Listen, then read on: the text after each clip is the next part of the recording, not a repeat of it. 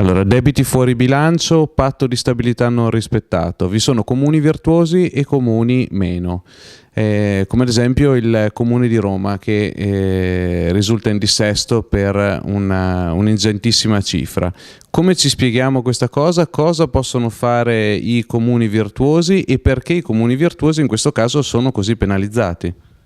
Ma intanto bisogna dire che va fatta una norma. Quando è fatta la norma si deve rispettare e quindi chi sfora il patto di stabilità, io capisco che ci sono tante condizioni di difficoltà, però è obbligo da parte dell'amministratore rispettare il patto di stabilità, come rispettare tutte le regole che producono i provvedimenti legati al bilancio comunale, all'approvazione di questo secondo quelli che sono i dettati normativi.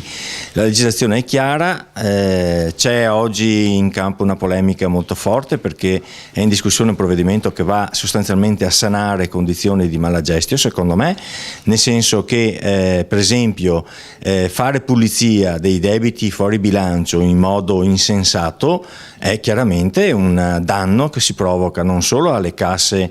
dello Stato, ma soprattutto si dà voce a amministratori che non sono stati certamente attenti, oculati, per usare dei termini molto gentili. Credo che ogni amministratore, quando assume questo incarico, debba sapere prima di tutto che bisogna rispettare le leggi, soprattutto per quanto riguarda la gestione delle risorse finanziarie a disposizione. Allora, l'ANCI in generale, ma quello del Veneto forse più di altre, è sempre stata contrario a provvedimenti che avevano l'effetto di sanatoria per quanto riguarda il non rispetto al patto di stabilità, piuttosto che appunto queste situazioni che ci sono in alcuni comuni, come i tanti soldi versati al comune di Catania, piuttosto che a Palermo, piuttosto che a Taranto, e l'elenco è lungo. Allora c'è un provvedimento dell'anno scorso che prevede che effettuata la verifica del dissesto del comune va fatto un provvedimento che lo certifica, ci sono delle misure e anche finanziamenti per riscontrare alcune situazioni, però certamente quelle di debiti fuori bilancio significa che non sono state impegnate le spese, significa che non c'erano le risorse in bilancio e questo certamente non va bene e deve essere, secondo noi, non avallata la sanatoria ma punito quel comune e quegli amministratori. E quindi cosa si sente di dire ai sindaci che hanno rispettato il patto di stabilità e che magari si sono messi anche in situazioni difficili con i propri cittadini? Penso all'aumento dell'IMU sulla seconda casa. Sì, ecco,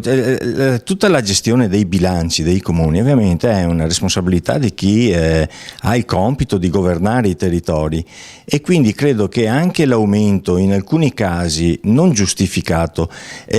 io conosco situazioni anche nel Veneto dove sono stati gli stessi ragionieri capo, piuttosto che il segretario, piuttosto che il collegio dei revisori a imporre l'aumento al massimo delle aliquote dell'IMU, sbagliando, perché poi questo ha prodotto sostanzialmente un aumento delle tasse dell'imposizione da parte del comune nei confronti dei cittadini, ma ha effettuato avanzi di amministrazione mostruosi che tra l'altro sono tutte risorse accantonate che non potranno mai essere spese con questa impostazione dei bilanci e quindi credo che vada fatta una verifica molto attenta da parte dei tecnici su quelle che sono le vere esigenze del bilancio, sia per il rispetto del patto di stabilità che per la gestione delle azioni che decide l'amministrazione comunale e credo che da questo punto di vista l'attenzione deve essere soprattutto per evitare di aumentare fittiziamente, anzi concretamente le tasse, ma per produrre delle risorse che non sono mai utilizzabili.